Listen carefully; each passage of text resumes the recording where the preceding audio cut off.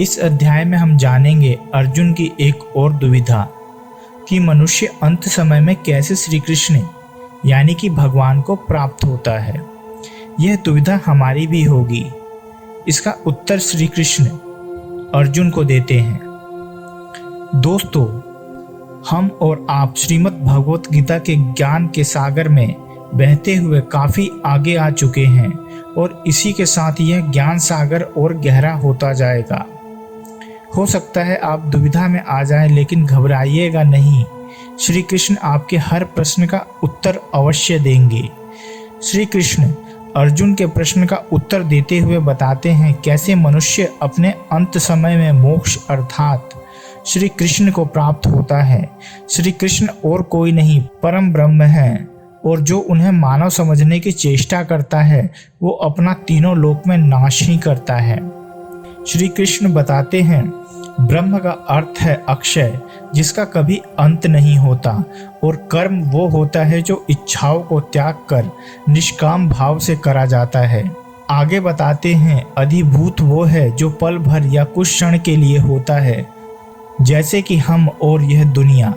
अधिदेव वो होता है जो अक्षय है अर्थात अविनाशी, जिसका किसी भी लोक में नाश संभव नहीं है। यह सिर्फ श्री कृष्ण ही हैं जो परम सत्य और अनंत हैं। अतः इसका अर्थ दोस्तों यह है जो अपने अंत समय में श्री कृष्ण का नाम जप करते हुए अपनी देह त्यागता है वही श्री कृष्ण को प्राप्त होता है। आगे वह बताते हैं कि कौन उनको स्मरण कर पाता है और कैसे वो अपने देह का त्याग करता है। अंत समय में मन जिस भाव में होता है यानी कि जो सोचता है उसी के अनुसार अगला जन्म पाता है।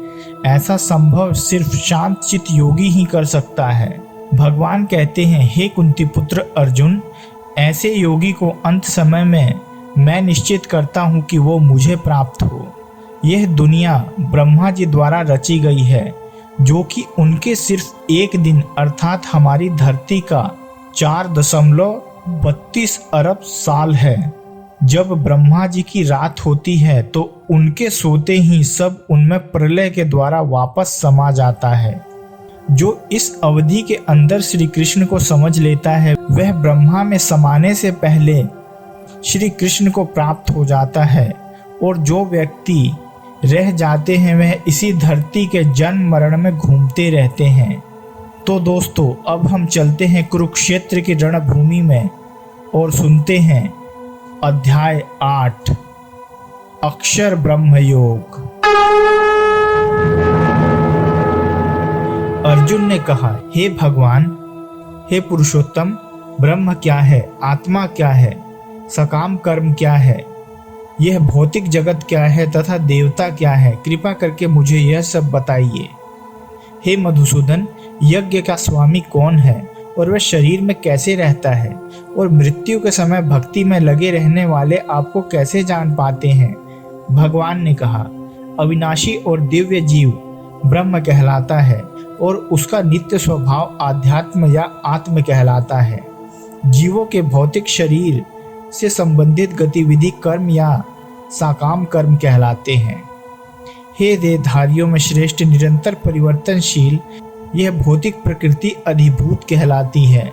भगवान का विराट रूप जिसमें सूर्य तथा चंद्र जैसे समस्त देवता सम्मिलित हैं अधिदेव कहलाता है, तथा प्रत्येक देहधारी के हृदय में परमात्मा स्वरूप स्थित में परमेश्वर कहलाता हूँ।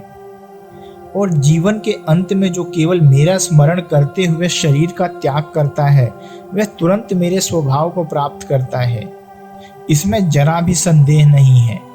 हे कुंती पुत्र, शरीर त्यागते समय मनुष्य जिस जिस भाव का स्मरण करता है वह उस भाव को निश्चित रूप से प्राप्त होता है। अतएव हे अर्जुन, तुम्हें सदैव कृष्ण रूप में मेरा चिंतन करना चाहिए और साथ ही युद्ध करने के कर्तव्य को पूरा भी करना चाहिए। अपने कर्मों को मुझे समर्पित करके तथा अपने मन एवं बुद्धि को मुझ में स्थिर करके तुम निश्चित रूप से मुझे प्राप्त कर सकोगे। हे पार्थ, जो व्यक्ति मेरा स्मरण करने में अपना मन निरंतर लगाए रखकर अविचलित भाव से भगवान के रूप में मेरा ध्यान करता है वह मुझको अवश्य ही प्राप्त होता है। मनुष्य को चाहिए कि परम पुरुष का ध्यान सर्वज्ञ पुरातन नियंता लघुतम से भी लघुतर प्रत्येक के पालन करता समस्त भौतिक बुद्धि से परे अचिंत्य तथा नित्य पुरुष के रूप में करे। वे सूर्य के भांति तेजवान हैं और इस भौतिक प्रकृति से परे दिव्य रूप हैं। मृत्यु के समय जो व्यक्ति अपने प्राण को भौहों के मध्य स्थिर कर लेता है और योग शक्ति के द्वारा अविचलित मन से पूर्ण भक्ति के साथ परमेश्वर के स्मरण में अपने को लगाता है, वह निश्चित रूप से भगवान को प्राप्त करता है। जो वेदों के ज्ञाता हैं, जो ओमकार का उच्चारण करते हैं और जो संन्यास आश्रम में बड़े बड़े मुनि हैं, वे ब्रह्म में प्रवेश करते हैं। ऐसी सिद्धि की इच्छा करने वाले ब्रह्मचर्य व्रत का अभ्यास करते हैं। अब मैं तुम्हें वह विधि बताऊंगा जिससे कोई भी व्यक्ति मुक्ति लाभ कर सकता है। समस्त इंद्रिय क्रियाओं से विरक्ति को योग की स्थिति कहा जाता है। इंद्रियों के समस्त द्वारों को बंद करके तथा मन को हृदय में और प्राणवायु को सिर पर केंद्रित करके मनुष्य अपने को योग में स्थापित करता है। समस्त इंद्रिय क्रियाओं से विरक्ति को योग की स्थिति कहा जाता है। इंद्रियों के समस्त द्वारों को बंद करके तथा मन को हृदय में और प्राणवायु को सिर पर केंद्रित करके मनुष्य अपने को योग में स्थापित करता है। इस योगाभ्यास में स्थिर होकर तथा अक्षरों के परम संयोग यानी ओम का उच्चारण करते हुए यदि कोई भगवान का चिंतन करता है और अपने शरीर का त्याग करता है तो वह निश्चित रूप से आध्यात्मिक लोकों को जाता है। हे अर्जुन, जो अनन्य भाव से निरंतर मेरा स्मरण करता है उसके लिए मैं सुलभ हूँ, क्योंकि वह मेरी भक्ति में प्रवृत्त रहता है। मुझे प्राप्त करके महापुरुष जो भक्ति योगी हैं कभी भी दुखों से पूर्ण इस अनित्य जगत में नहीं लौटते, क्योंकि उन्हें परम सिद्धि प्राप्त हो चुकी होती है। इस जगत में सर्वोच्च लोक से लेकर निम्नतम सारे लोक दुखों के घर हैं, जहाँ जन्म तथा मरण का चक्कर लगा रहता है। किंतु हे कुंती पुत्र, जो मेरे धाम को प्राप्त कर लेता है वह फिर कभी जन्म नहीं लेता। मानवीय गणना के अनुसार 1000 युग मिलाकर ब्रह्मा का एक दिन बनता है और इतनी ही बड़ी ब्रह्मा की रात्रि होती है। ब्रह्मा के एक दिन के शुभारंभ में सारे जीव अव्यक्त अवस्था से व्यक्त होते हैं और फिर जब रात्रि आती है तो वे पुनः अव्यक्त में विलीन हो जाते हैं।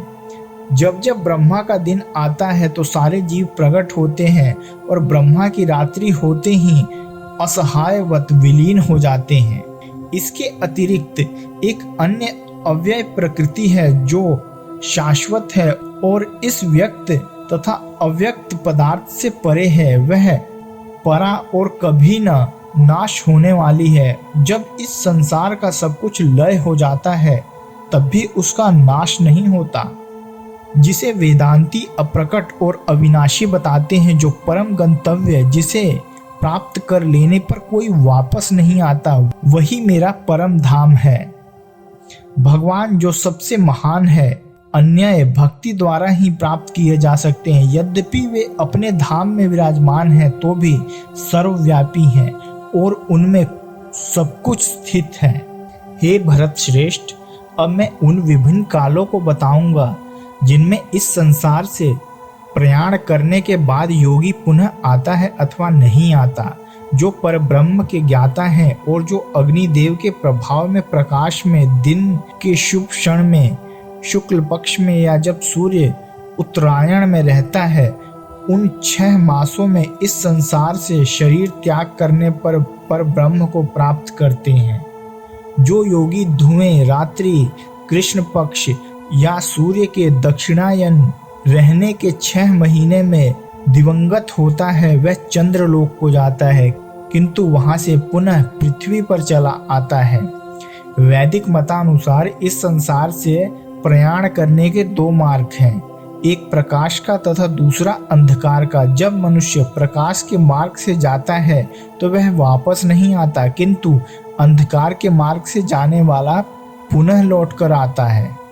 हे अर्जुन, यद्यपि भक्तगण इन दोनों मार्गों को जानते हैं, किंतु वे मोहग्रस्त नहीं होते, अतः तुम भक्ति में सदैव स्थिर रहो।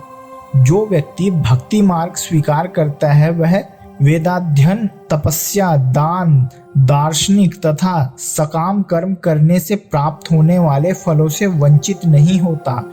वह मात्र भक्ति संपन्न करके इन समस्त फलों को प्राप्त करता है और अंत में परम नित्य धाम को प्राप्त होता है।